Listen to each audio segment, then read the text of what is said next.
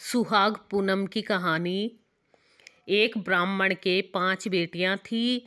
पांचों शिवजी की पूजा करती, दिया लगाती और 5 दिन तक सुहाग की कहानी सुनती। चारों बेटियों का दिया बहुत देर तक चलता, पर 5वीं का दिया जल्दी बुझ जाता। बेटी ने घर आकर माँ से भी कहा तो माँ बोली कि बेटी तू उसमें घी ज़्यादा डाला कर। थोड़े समय बाद पांचों का विवाह कर दिया। चारों के घर धन बहुत था, पर 5वीं बेटी का पति रोज कमा कर लाता और रोज खाता, फिर भी वो संतोष रखती। एक दिन 5वीं बेटी का पति थोड़ी ही लकड़ियां जंगल से काट कर बेचने लाया, तो उसने पूछा, आज इतनी ही लकड़ियां कैसे लाए हो? पति ने बोला, आज मेरी तबीयत ठीक नहीं है। इस पर 5वीं बेटी ने कहा, कोई बात नहीं। दूसरे दिन उसका पति जंगल जाने लगा, तो बेटी ने कहा, मैं भी आपके साथ चलूंगी। दोनों साथ साथ जंगल को गए। थोड़ी लकड़ियां काटी और पति की तबीयत बिगड़ने लगी और बेहोश होकर गिर पड़ा। जंगल में दूर दूर तक कोई भी नहीं दिखा।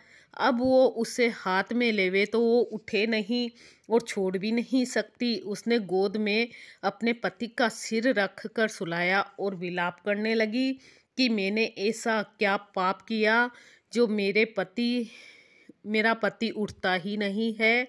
उसी समय उधर से शिवजी पार्वती जी पृथ्वी पर भ्रमण करते हुए आए। शिवजी पार्वती जी से बोले, देखो इसके साथ कितना बुरा हुआ है। पार्वती बोली, भोलेनाथ हमें उसकी मदद करनी चाहिए। उसके पास हालचाल पूछा तो उसने सब हाल कहे सुनाया। सब हाल जानकर शिवजी बोले, इसे लेकर घर क्यों नहीं जाती, ये तो मर गया है।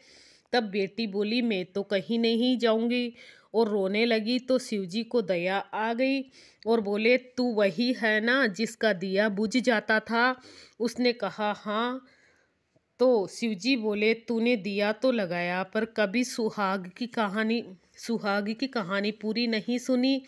बेटी शिवजी के पैर पकड़कर बोली, मेरे पति को जीवित कर दो, मैं आप कहोगे जैसे करूँगी।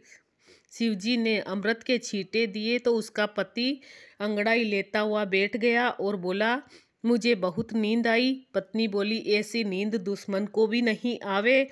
चलो अपने घर चलो, मुझे सुहाग का उद्यापन करना है।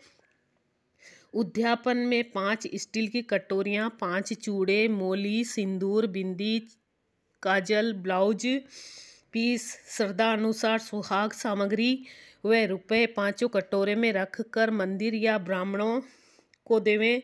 स्टील के कटोरे में सभी सुहाग सामग्री व रुपए ब्लाउज पीस महादेव जी के मंदिर में चढ़ावे व एक स्टील के दीपक में बत्ती व घी डालकर महादेव जी के जोत जलावे। बचे हुए बाकी 4 कटोरे और सुहाग सामग्री बहन बेटियों को या